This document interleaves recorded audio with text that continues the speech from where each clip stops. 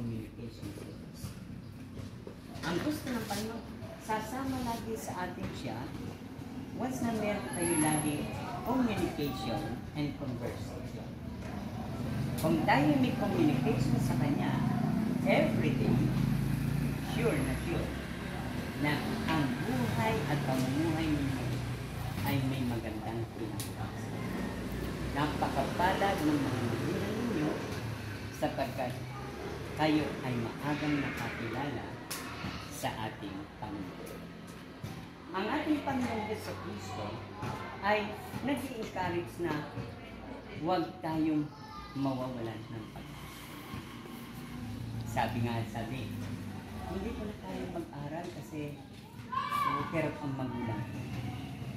Wala na akong budget ang magulang ko dahil ang magulang ko ay carpentero. Pero ito tatandaan, if na lagi kayo nag-pray kay Lord sa ating Panginoong Jesucristo, hindi niya hahayaan na hindi kayo makapagtapos ng pag-aaral. Gagawa ng paraan ang ating Panginoong Jesus para kayo makatapos ng pag-aaral.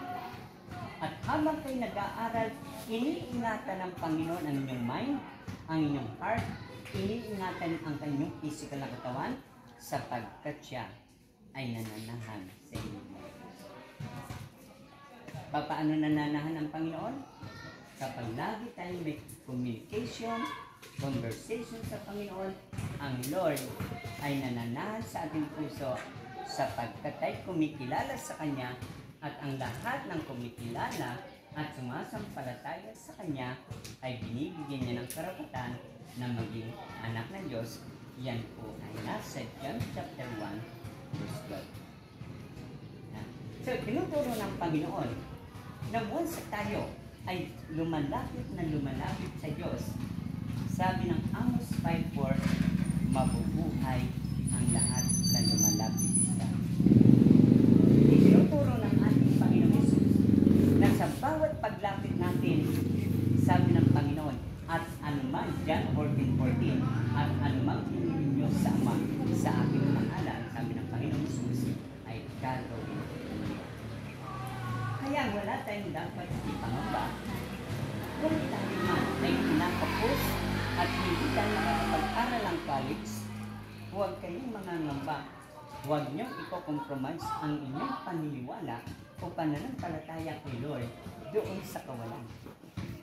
Sapagkat, once na sinasabi natin, baka ako hindi makatapos, manggaganap at mangyayari nga ang iyong inaasahan.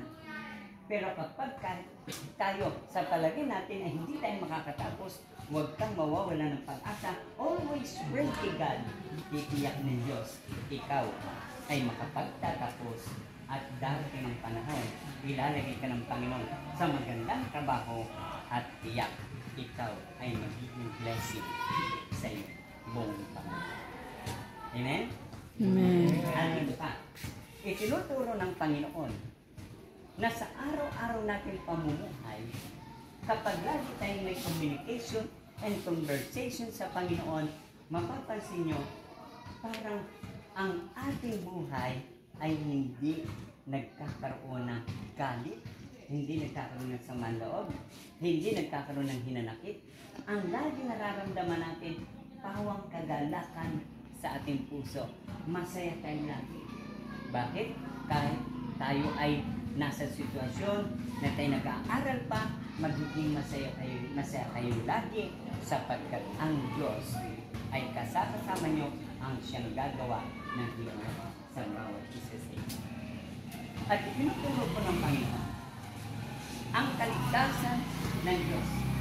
Ang kaligtasan na binibigay sa atin ng Panginoon ngayon ay yung pagkilala at pagsisisi at pagtanggap sa ating Panginoon Jesus.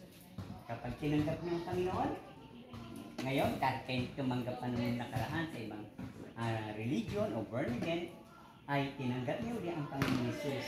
Nalulugod ang Diyos sapagkat minamahal niyo siya at mamahalin din kayo ng